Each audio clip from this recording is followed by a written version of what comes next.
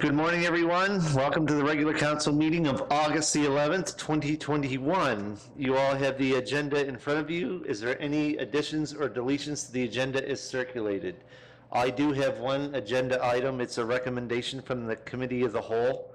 So we'll put that under item 5.1.2, South Ohio Community Request.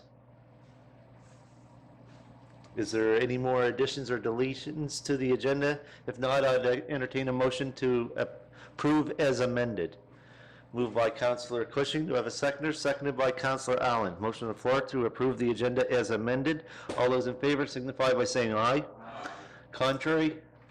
Motion carried unanimously. Item number 3, declarations of conflict of interest. If there is any during the item that comes up, please notify me and it will be recorded and you will step away from the council table.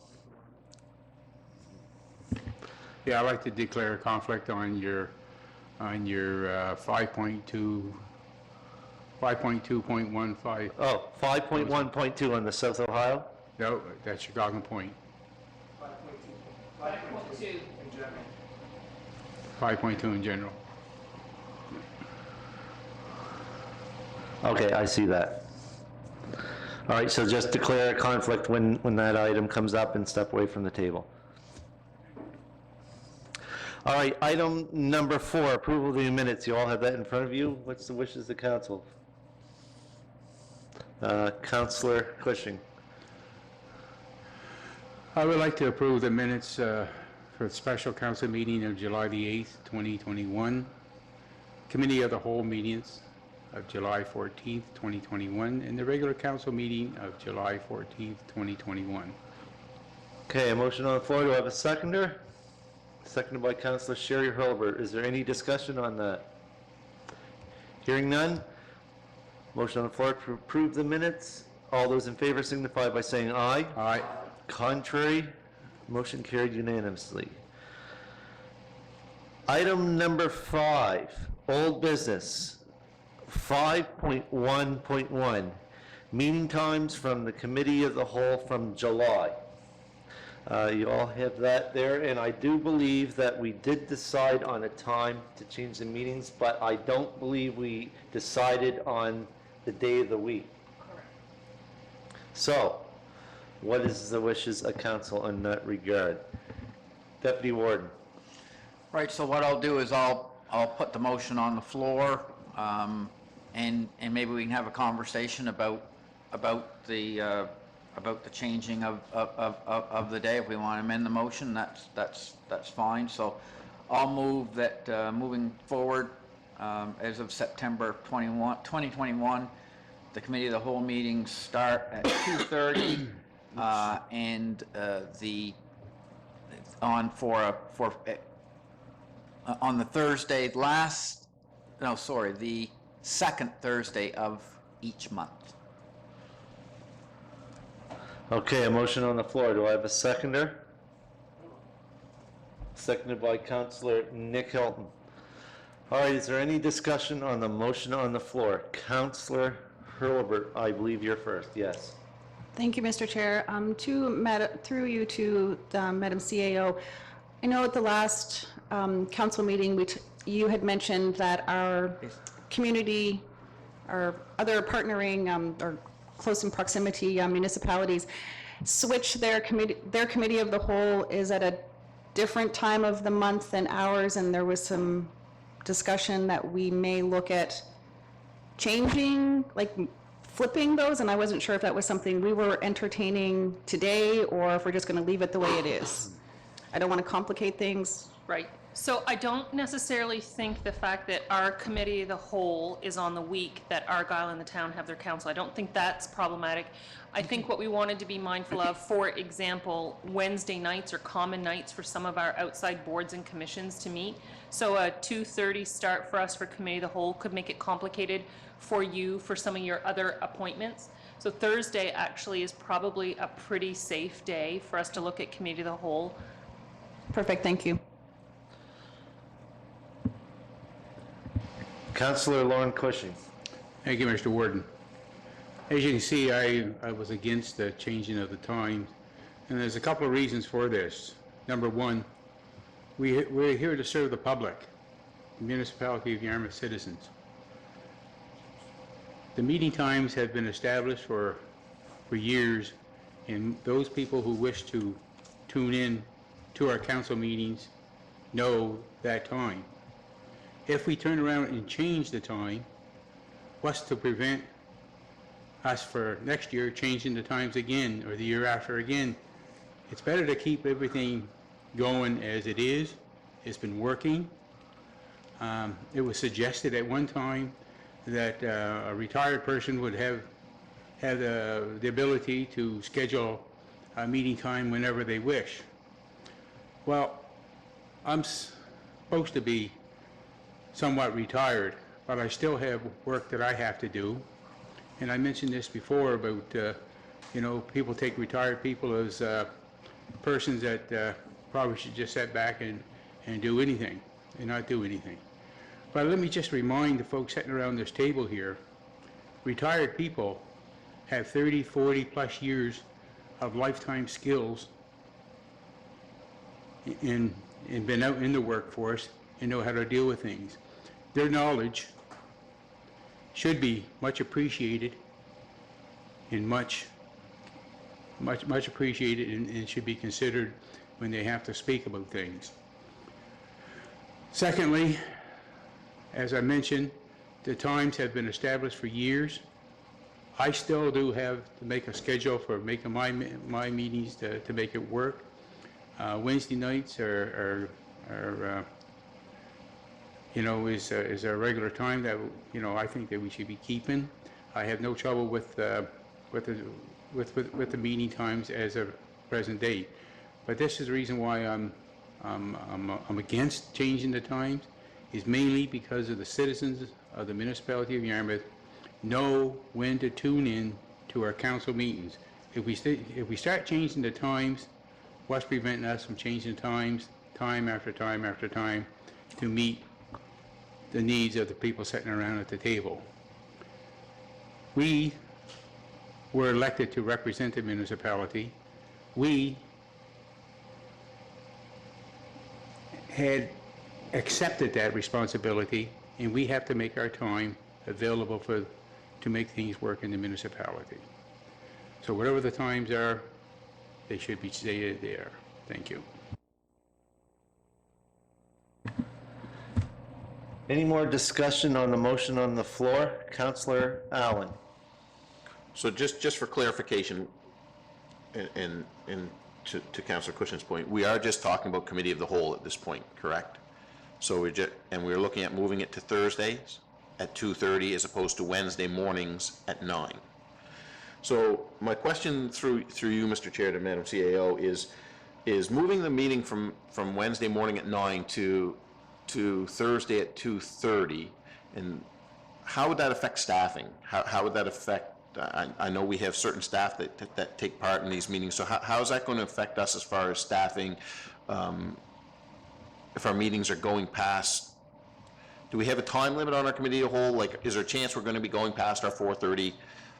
I know the Wednesday nights we allow for that. So how will a possibility of the Thursday night meetings overlapping past working hours going to affect us? I think from a logistics perspective, if this is the wish of council, I'll use a couple of different tools to get the work done with the least amount of disruptive impact to everybody involved. So for example, because it's committee of the whole, that's presentations. So if we have partners who need to make presentations and directors who need to make presentations, as is our practice, they'll continue to be at the top of the agenda. Where I see that we could need resources that go beyond the regular workday would be around in-camera.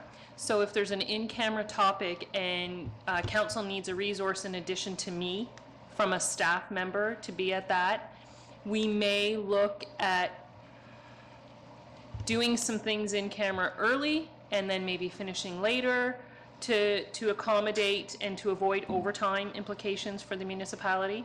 Insofar as the CAO and the municipal clerk go, we're at council's disposal for these reasons, and so we'll probably employ flex time will probably come in later in the day and work a later day on the second Thursday of every month. So my only concern will be around making sure we can accommodate presentations, and any impacts to in-camera that could have, you know, a material impact on the municipality. We would try to find a way to get that done, to be Okay, as so, accommodating as we can.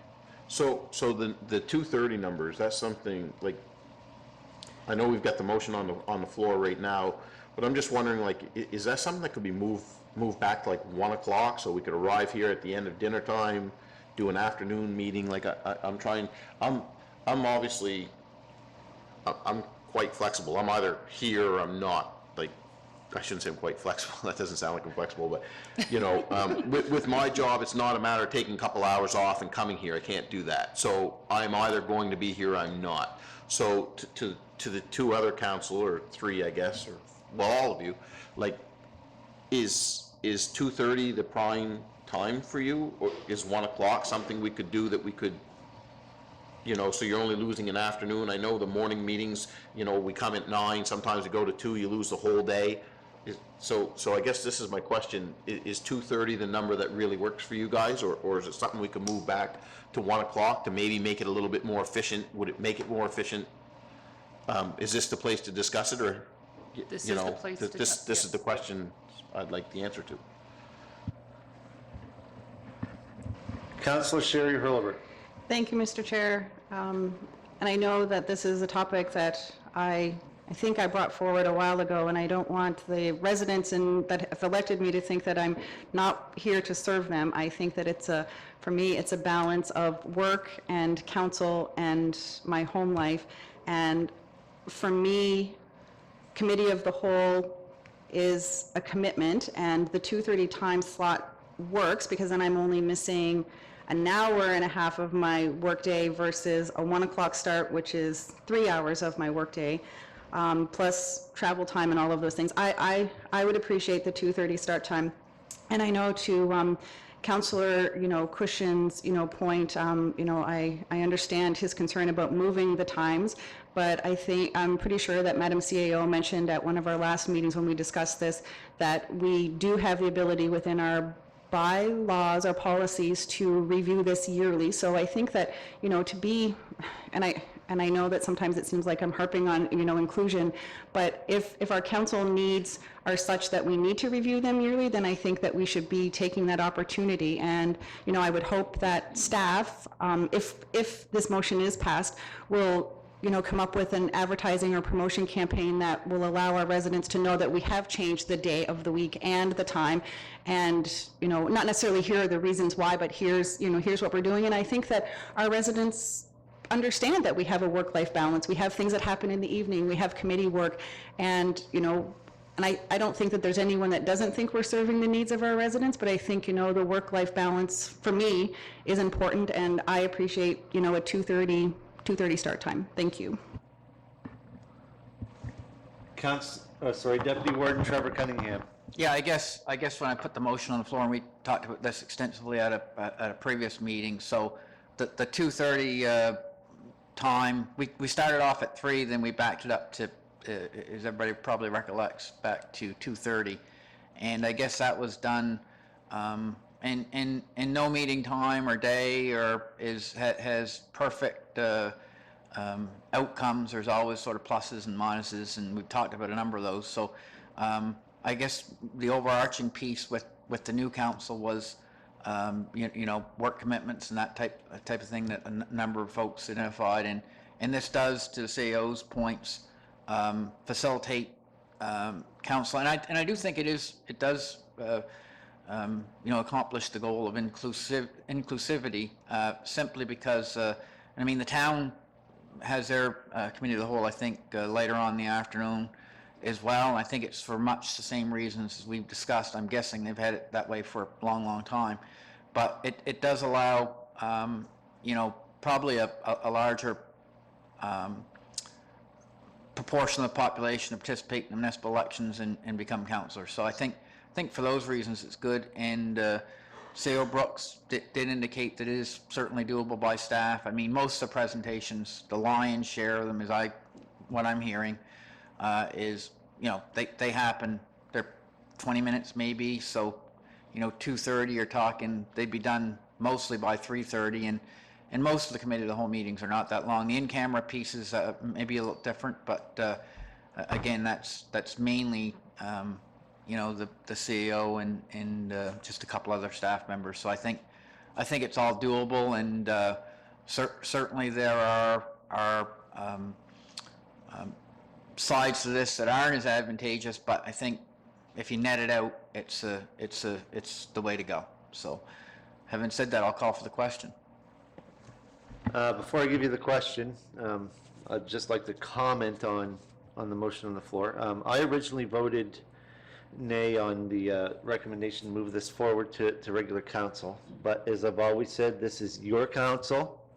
If you want to change something, I will certainly be flexible to make sure that your council, the majority vote rules, and I'll be attending. Thursdays is a little bit problematic for me, however, that's usually our training night for fire department. I do have other stuff, but on the upside is Wednesday nights usually the Chamber of Commerce meets, and our previous wardens, since I've been on council, said, boy, would we like to attend at least one of those a year. And if I did that, then the deputy warden would be able to take over my seat, but we had a regular council meeting, so usually the warden presides over that. So it'd be kind of nice that I'd be able to do some things that are currently out of reach. I can make what's being proposed work. Actually, in some ways, it works a lot better for me because I usually work mornings, and the afternoons is when I do my other stuff. But it's all about balance and stuff. I know it's been done the way it's been done is before myself and the deputy warden come on council over 12 years ago. Yeah, I'll make it work. If it is what it is, and we'll revisit it if it doesn't. We may have to modify the way the committee of the whole is structured. Like we might have to have presentations and then go directly into in-camera, but we can work something around that. And most generally, a committee of the whole meeting does not last any more than 3 hours. Now, over the past little bit, we've been very busy, and they've been going a little bit longer, but once things settle down and we get into a groove and something like that, we'll see how it works out. So, and I certainly do understand Councillor Cushing's point as well. So, a lot to discuss here. Councillor Nick Hilton. Thank you, Mr. Chair, and thank you for all the wonderful comments. And just to Councillor Cushing's point, any comment that was ever made was never made against someone else's schedule. They were more made just to accommodate everyone's schedule, and I have great respect for everyone around this table and what they bring to their community. So I'm in favor of the motion, and I thank the Deputy Warden for making it the way he did, and I look forward to continuing those lengthy discussions, because it was probably some of the new councillors that were making those meetings as long as they were. So in the way it was before, having to go back to work after lunch maybe took some of that conversation away. So pack a supper. We'll be here late. Thanks. All right, there's no more discussion. I'd entertain a question. Question being called. All those in favor signify by saying aye. Contrary minded? A vote of 5-2 once again. Motion carried. Sorry. 4-2. Yes, I did. My apologies. I assumed that Councillor Durkee was here, and she is off. Well, I do believe she would have voted in the affirmative for that, but she's not here to vote. But the motion still carried. A vote of 4-2. I guess an old habit is hard to break sometimes. It's the first council meeting that I can remember that in this council that we've had a member absent. She probably is.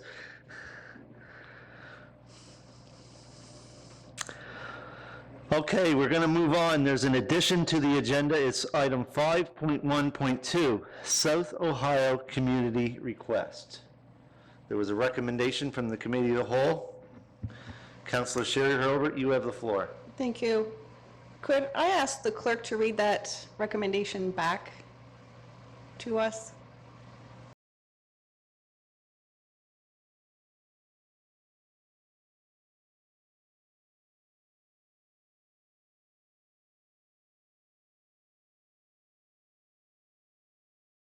So the recommendation was, it was moved by Councillor Sherry Hobart, seconded by Councillor Nick Hilton, to recommend to regular council that we allow the South Ohio Community Centre Society to use the grant money for renovations as outlined in the request. Perfect. So moved.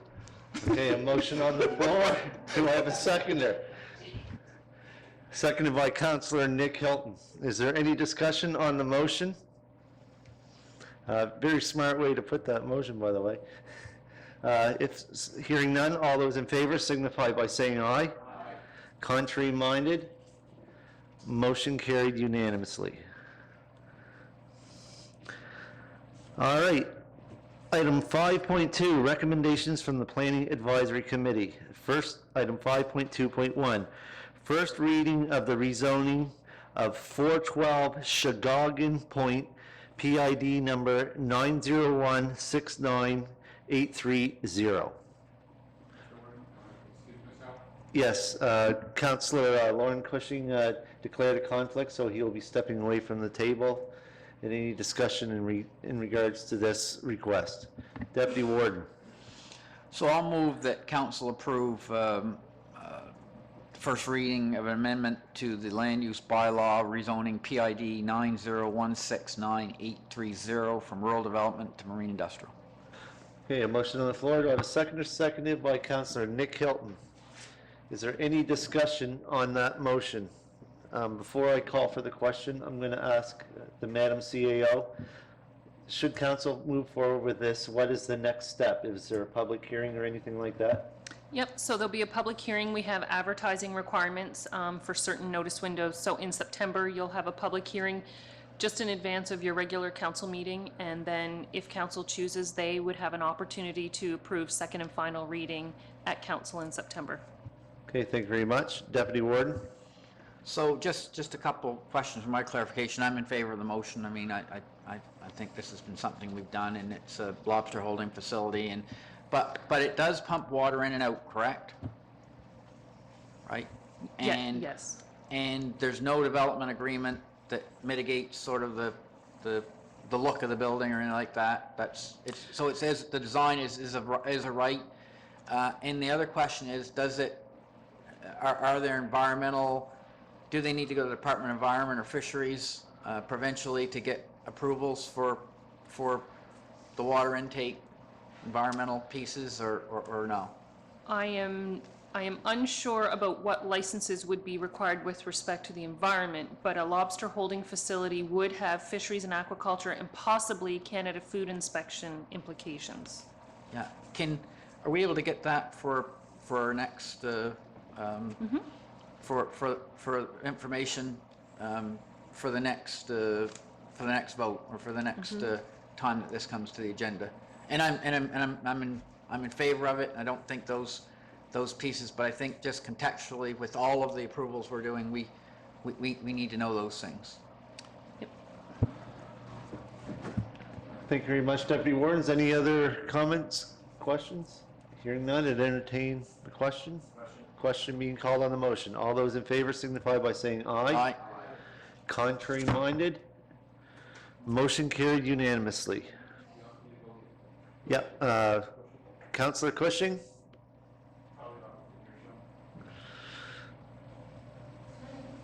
We'll wait for Councillor Cushing to return.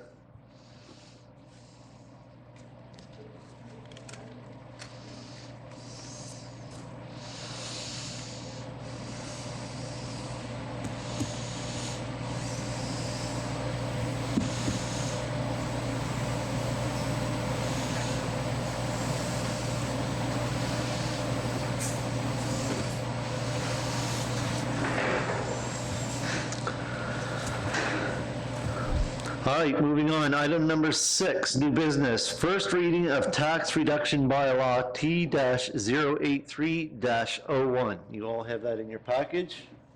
What is the wishes of the council?